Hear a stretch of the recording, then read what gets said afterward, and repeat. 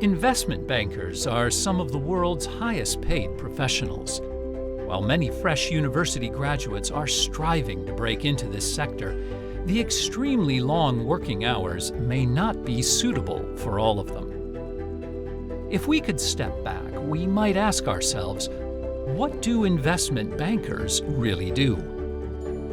In this session, Mr. Barry Chan, Managing Director and Head of Investment Banking for the China International Capital Corporation, joins the Executive Forum and shares his personal experiences working as an investment banker. He also advises students who are interested in working in this field how to get prepared for the job. We are very, very lucky to have a heavyweight guest speaker, Mr. Barry Chan, to share his insight with us. It's my great pleasure to introduce you all, Mr. Barry Chan. Barry is the Managing Director and Head of Investment Banking of the China International Capital Corporation, CICC.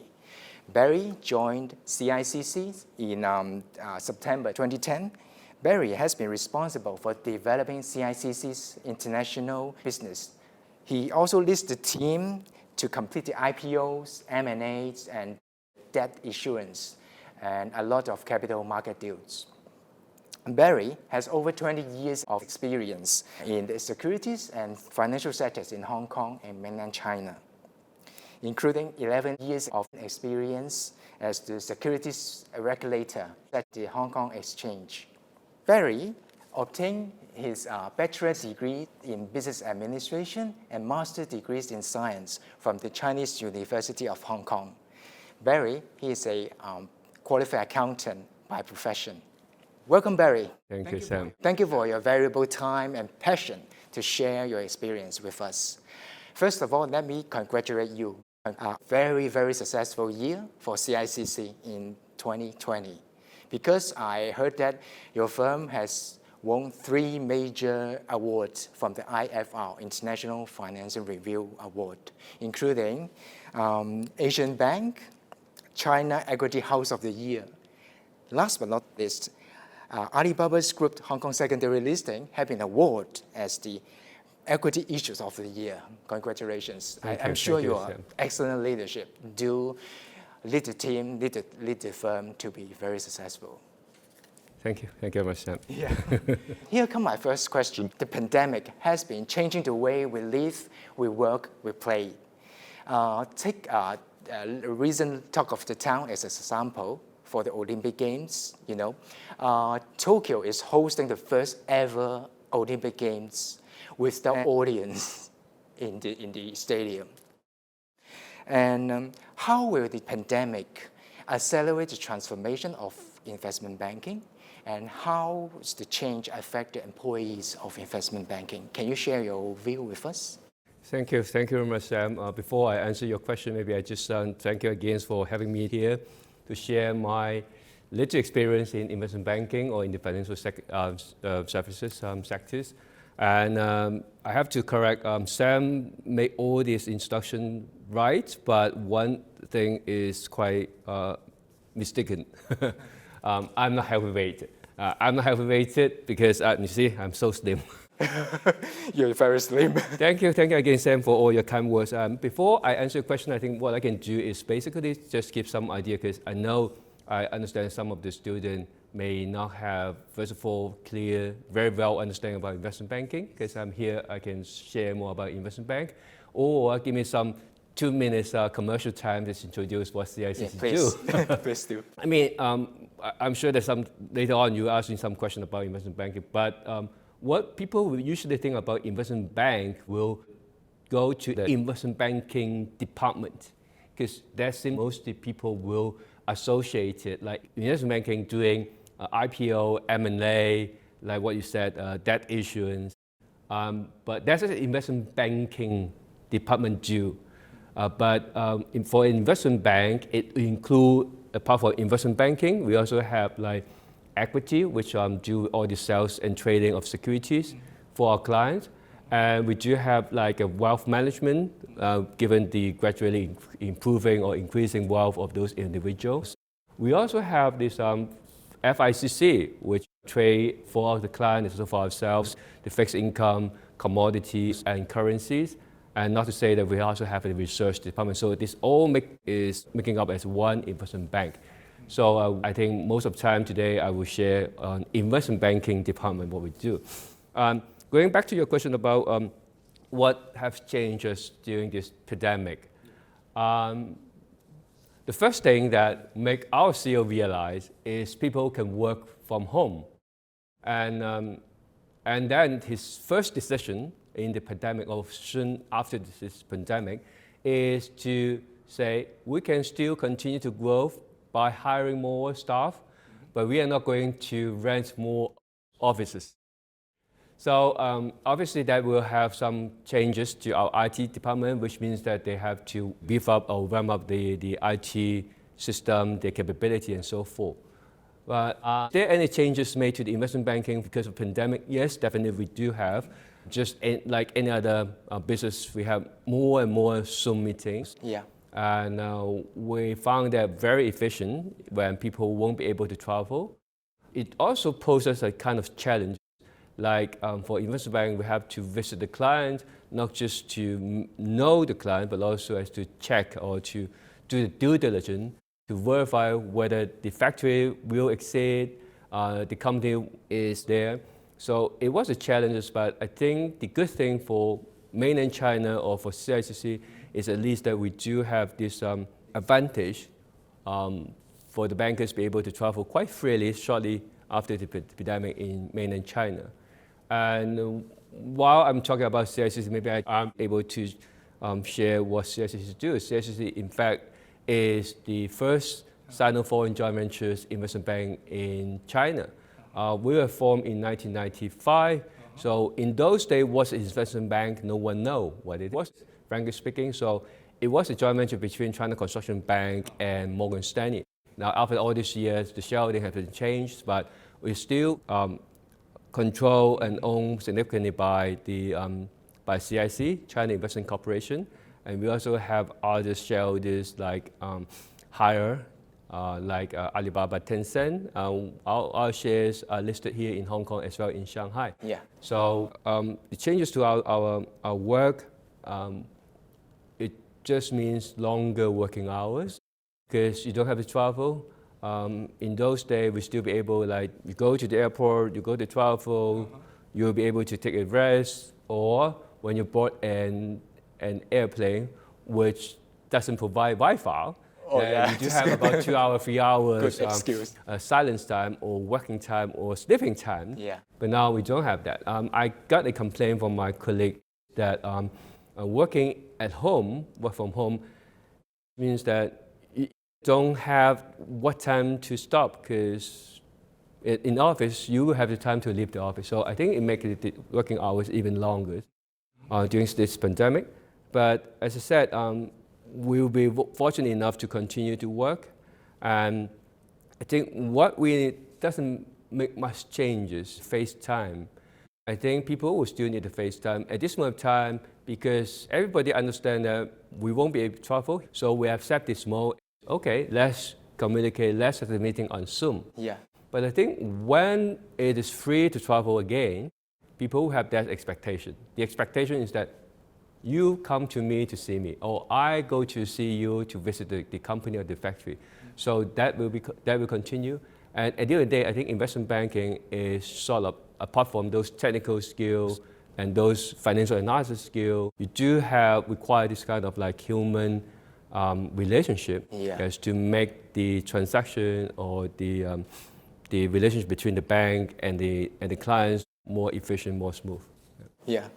Barry, one follow-up question. You just mentioned very interesting that as we know, investment bank, we need to do the due diligence. Just like auditing or stock take for accounting, In the past, before the pandemic, we need to go to client's factory or to count the stock inventory. But can you share more real-life experience with us that how investment banks nowadays do the due diligence? I think for CICC, as I said, we do have this advantage. We do have colleagues in mainland China, and we also have colleagues here in Hong Kong. And when the pandemic first started, everything stopped. Stop means that no one knows what's going to happen in the next 2 months or 3 months. Just make sure that we be able to survive. We have to keep ourselves safe. So for the company, I think also for society, the first mission was to stop the virus and make our readers safe. So we stocked a lot of face masks in those days. And in terms of the work, I think, as I said, mainland China has been able to control the spread of virus very soon. And then we will be able to go to mainland China subject to quarantine. As soon as you quarantine, you can travel freely in mainland China. So that helps us. When travel is free, we'll be able to do what normally we do, as we can still be able to visit the company, the factory, to do all this due diligence, or you set some accounting, we'll be able to do the stock take. But something very interesting is, at the end of the day, due diligence is a matter of risk management. Yeah, we have to count it, how much the risk would be. In some company or some corporates that we all know for many years, either it has been listed or unlisted, that the comfort level will be higher. We may even be happy not be able to see those persons face to face. But so some company, new company, or you're not sure where they come from, then you still insist on the most stringent due diligence requirements. Or in some cases, you may just delay the transaction and see, okay, when travel is more free, then we'll go to visit the company. Yeah, I see. It seems we take the appropriate steps and measures to make the things done, and it's good. Okay, Barry, here comes my second question for you. As I said before, you are a very experienced and successful iBanker, and you have completed tons of IPOs, M&A, and capital market deals. Can you share with our students and audience that what's the most unforgettable deal for you, and what difficulties or challenges have you encountered, and how did you overcome them? Yeah, I think, Sam, you asked the right question. Is that I just want to make sure that our student won't be misled, because investment bankers are not always successful. Investment bankers do fail in some time. Not every single transaction will go out to the market very smoothly. There are always some ups and downs in the market. So we do face challenges in the market. We have a lot of very successful transactions, like the listing of, as far as I can recall, the first transaction I did here in CICC is PICC, the People Insurance Company of China, and also went to Kazakhstan. Kazakhstan, very interesting country. I think many of our students may not have traveled to that. I'm not sure whether we heard about this country, Kazakhstan, for a mining company to come to here for listing. You mentioned about Alibaba. We did the transaction here in Hong Kong for the secondary listing here in Hong Kong. I mean, you only see the good thing, but there are always some very down moments. Unfortunately, the most unforgettable, memorable experience is not a very successful transaction at the very early. When the market was not good, it is an auto dealership. Not a big company, small company. I want to highlight this is not the company is good or bad. It's very good company, but in fact, it's when the market is not good, we have to do the marketing and make sure that there will be investors interested in the transaction. Sometime when the market was good, like earlier this year, you have an IPO going to the market, it's oversubscribed, 100,000 times oversubscribed, something you don't have to worry. But obviously, there are always sometimes bad time that we try all our best. We ask this company or arrange for the company to meet multiple 100 investors, but at the end of the day, we may not be able to get what we really want to achieve. So maybe it's also a good time to mention this book. The Chinese name of this one is Word Fart. It's written by a Japanese writer, Doseng Wafu. He's also the former chairman of JAL, Japan Airlines. I read this book just at the time of this very difficult transaction, and my colleague who worked together on this transaction almost decided to, okay, this transaction is going to fail. We just accept the fact. On the way we flew to New York, I sit together with this colleague, and I told him that no worry too much, just do 100% what we think we ought to do, we need to do. And as I said in this book, when you do 100%, there will be a spiritual force to help you to go through all these difficulties. So we didn't give up, we tried hard, we continued to approach all the possible investors to be able to deal with. And by the time we flew back to Hong Kong, so-called miracle happened. We do have this full book. And then my colleague come to me and said, Barry, we have this spiritual force coming to help us.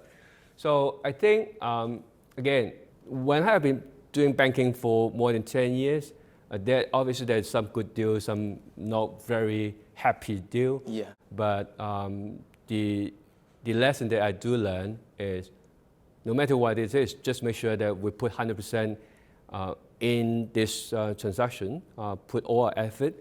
And if the market was good, market was not good, then it will fail in one way or the other. But if you do succeed, very fundamentally, we have to make sure that we already put out all our effort.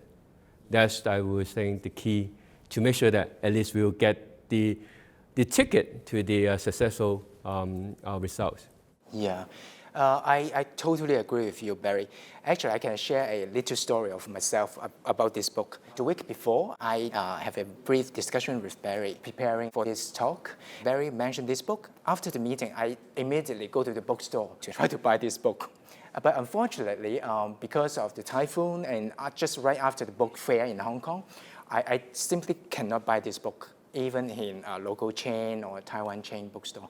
At that moment, I was a little bit exhausted or I feel uneasy because I want to have a look. But I agree that whenever we do very hard and try to think twice, we will find the solutions. Actually, I think, Alibaba, Taobao, why not try Taobao? I tried Taobao right after that, and thank God, or luckily, when you can get this book, I can have the chance to read the book. So I totally agree with you, Barry. It's just a little story of myself, but for us and our students, I think dream will come true when we work very hard. My next question for you, Barry, is that you are a very loyal person. You have been working with CICC for more than 10 years. And as we understand, investment banking is a very exhausting, with long working hours and very stressful industry. Can you share with us your tips or secrets of how do you manage stress and work so that you can work successfully in the investment banking industry? I think, again, it's kind of some personal sharing, not necessarily a recipe for everybody. But I do think you have to love what you do.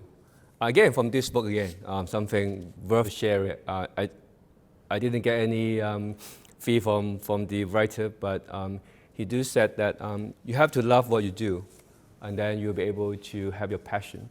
And in CICC, 10 years is not really long when compared with many of my colleagues. Sometimes I've been working there for more than 20 years or 20-something years, or seeing the company was incorporated in 1995. Wow. It's more about passion. CICC is called, the full name you mentioned, China International Capital Corporation.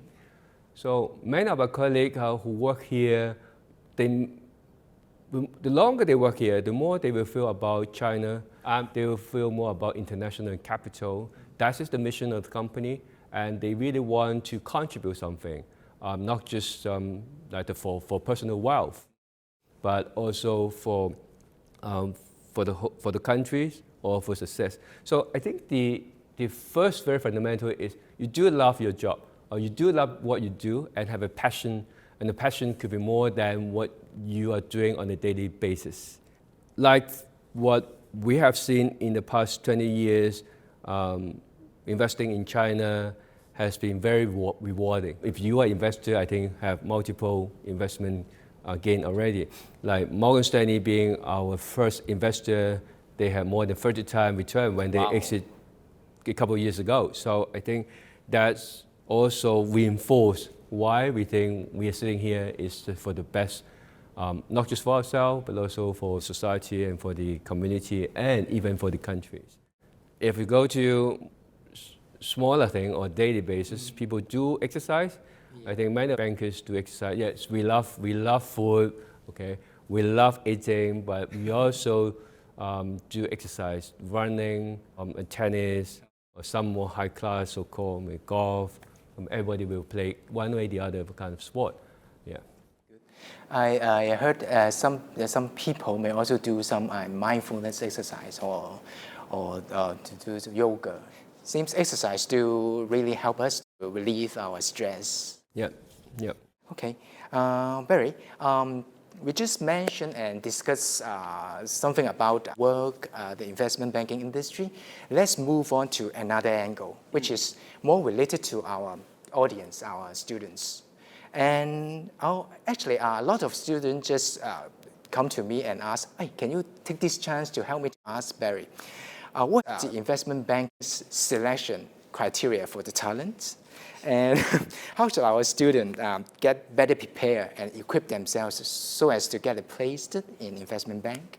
And any tips for them?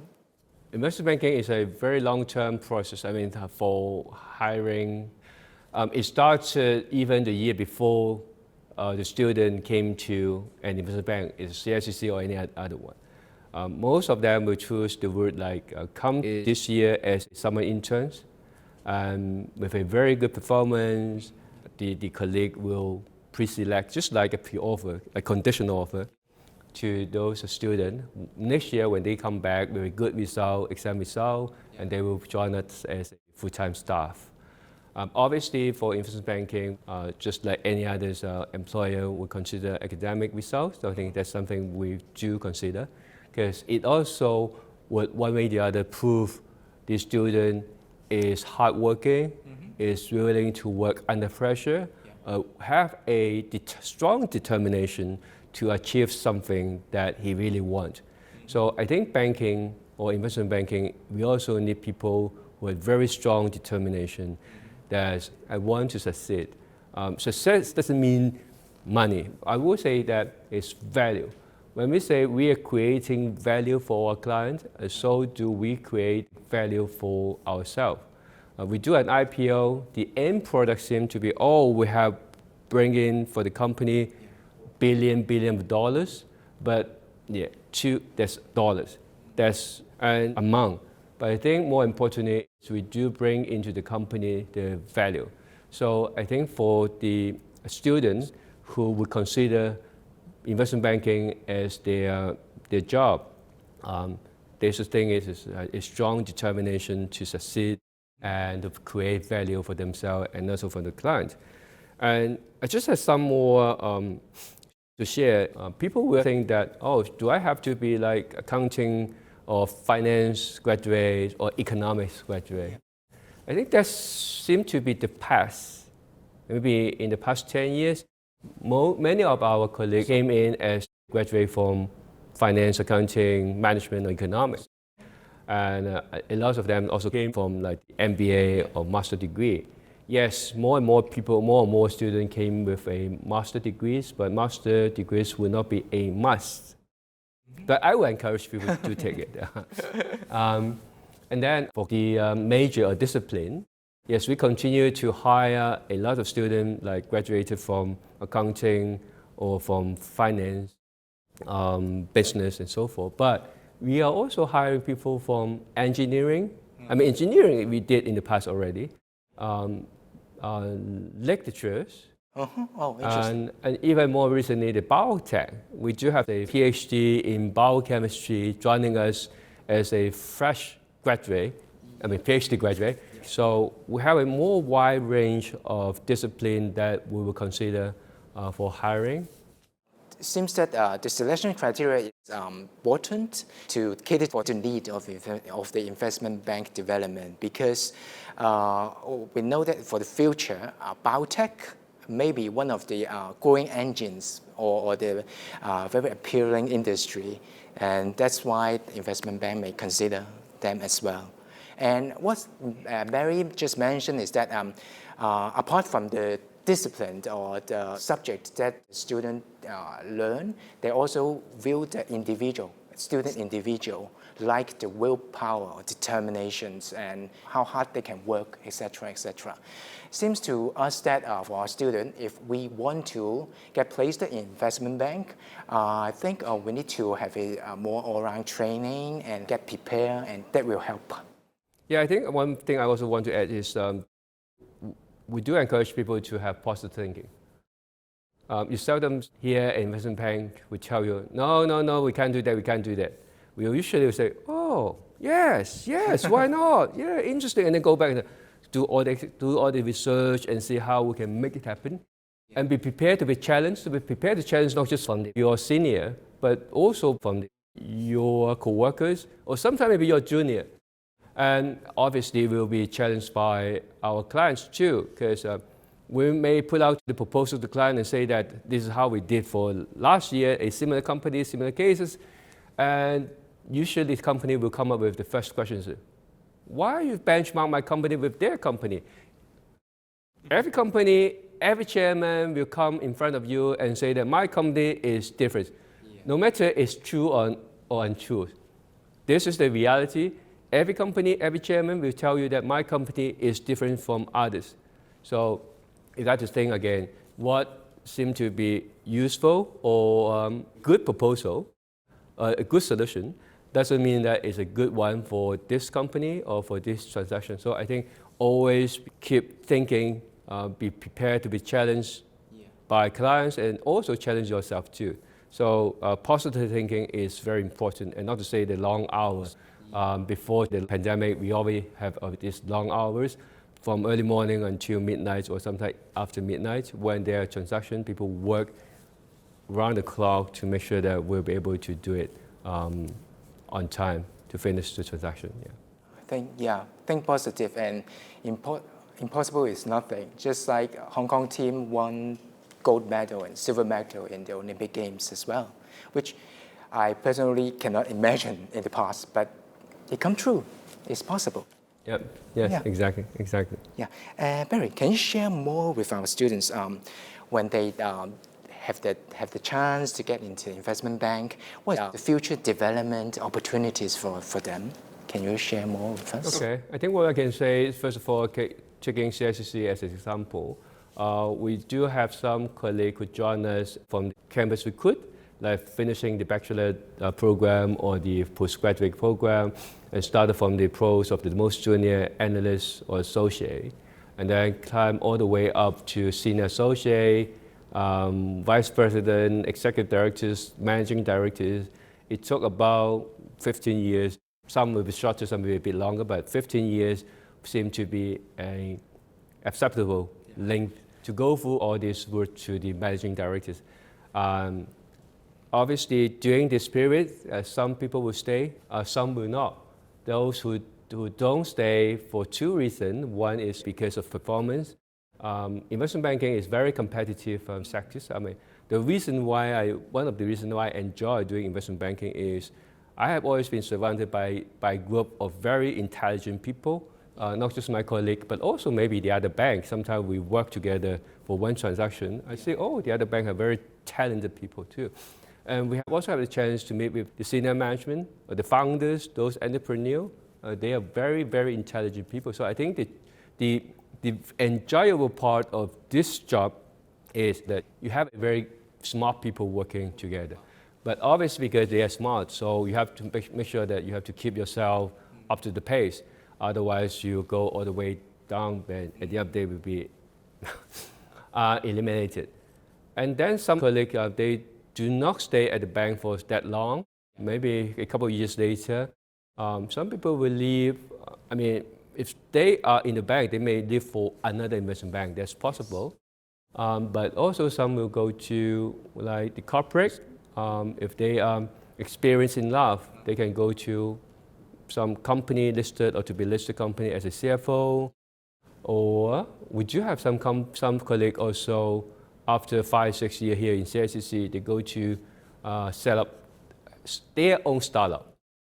And also some colleague will go to not as senior as a CFO, but maybe joining a tech company to do their corporate finance, because those companies are big enough and it's active enough that they will have a lot of this capital activity for the company. So they do require an experienced like banker, but more like an in-house banker to deal with these external bankers. So they know the trick, they know all the games inside out, and able to get the most from their company. So I think this is basically the people in investment banking. But going back as from CICC, when we compare ourselves to many others investment bank, most people here will stay a bit longer. It's very normal. It's not unusual to see an MD, he joined CICC 15, 20 years ago as a fresh graduate from the school. So I think it's all about like the passion, the value, the cultures, and to see it long term. And I would strongly encourage people, our students, as to see things more in long term. Early this year, I lost some of my junior colleagues. They have been in CICC like 4 years, 3 years. Relatively short period Relatively short period of time. And then I asked them a question. I said, you tell me, is there any easily identifiable so-called successful person who worked for an organization 3 years, and then he becomes CEO of a reputable big company? On the other hand, you name me. I mean, the CEO of many of these big companies, reputable, good company, how long have he or she been working in this organization? 10, 15, 20 years, or even longer? Then I think the answer for the first question seemed no one be able to answer me. But for the second question, a lot. I called, like recently, I met with the HKEX new CEO, Guchu, and he told me he worked in only one company before he joins HKEX. And like our CEO, our company CEO, he had been CICC for more than 25 years. And so I think taking long term will have some good reward as long as this investment or this target is on a good track, on a good trend. So I strongly encourage our students, see things in the more long term, and you'll get your reward. Yeah. We're talking about longer term career development or planning. It's very interesting. Barry, can you share more with us? Because we understand that you have 20 years experience in investment banking industry. First around 10 plus years with Hong Kong Exchange, which is like the referee in the football game. And most recent 11 years or so with CICC, which is a player of the football game. Can you share more with us about your career planning or career development? Oh, to be frank, I don't plan that in advance. It's all looking back, it just so happened. And I think if we could have a second choice or second chance, then we may have a better planning. But again, as what Dosing Wafu has said, is most people won't be able to choose a job that he really loves. Most people just happen to be in that sector, in that company. As long as this is a good sector, not a sector dying, but like if you are now in green energy, or what we say the ESG, I think you are in a good sector. And then if you're in a good sector, a decent company, just 100% dive yourself into it. Take a long term, you'll get the results, very fruitful results in 5, 10, or even 20 years. When going back, Sam would ask me as to working in the HKEX and then working in CICC, first as a referee and then now as a player, there's one common factors in two, one thing in common. One is when I joined HKEX, again, I do have kind of like passion, or what you say, some silly stuff. I am here not to say regulate, but to help make sure that this is a good market. So I do think that many people in HKEX or in as a regulators, they work not just for their salary, the monthly salary. They work is more because I want to maintain a good market for Hong Kong. And the first few days when I joined HKEX many years ago, and we still remember why we have a market, why we have staff here in HKEX, because we want to maintain an open and fair market. So I think this is what people in the organization that want to do well, and not so short-sighted, say, how much you pay me, okay. And then so as in CICC, when I moved from HKEX, as I said, as a referee to become a player, I believe that, I've been doing well as a referee. So I think I can play equally well, if not better, as a player in the football field. I mean, if I translate it into, if I help the approving those listing application of this Chinese company in Hong Kong, helping Chinese company to raise billions of dollars, contributing to development, then why can't I do in more front line, go directly to identify those possible company, help them to achieve or to raise the money they need? Isn't it a much more direct contribution? Again, the contribution to the development of the economy, to the development of the country as a whole. So I think this is what I say to be the thing in common. We do have people think, very silly, but we do need a passion so that you will be able to enjoy working in long term. Otherwise, you will just counting how many bucks I earned today, this year, how much bonus did I get. I think that man or a staff or a worker will become a commodity that you have a price, a commodity that you can buy or you can be bought. I think I'm sure that our student, no one here would want to put a price tag here and tell people that you give me this dollar, I will be yours. Something that we won't sell. And going back as to investment banker, the first day we joined, the staff joined, the student joined us, our CEO will tell them that there is a bottom line that you never cross. The red line that you never cross. Something like integrity, you won't be take the money from the client and into something illegal or immoral. So I think this is what we said. We are not bringing money to our client. Instead, we are bringing value to our clients. And we are here is not a commodity who sell our so-called talent for money. We are here to create value for client and also for ourselves. And you give me the bonus there. But that's only the byproduct. We don't need to work for the byproduct because the byproduct will come anyway. As long as our main product, as I said, the main product is to create this value to help the development of the country, then the other byproduct will come naturally. We don't have to worry. Yeah, when we talk about the future development, Barry, you just said we select the right industry with the growing potential is very important. May I have your view on the GBA, Greater Bay Area? What is your view on its growth potential? Can you share with us? I mean, just some of the number. GBA have a population which is much more than any one country in Europe. And you can see the potential of the people here. Obviously, we do have challenges. We do have challenges like there's still some like legal system differences, currency not freely flow, but the economy itself is already big enough that I would strongly encourage our students to, if we haven't or didn't have much chances to go to mainland China to experience or even to work, I would strongly encourage that you will feel the differences or you will feel the opportunities. One example. The first time I went to Beijing and I landed in Terminal 1, a very small airport. a circular one. And subsequently, I found out that it was built in the 60s. Oh. And then in the 90s, it built Terminal 2.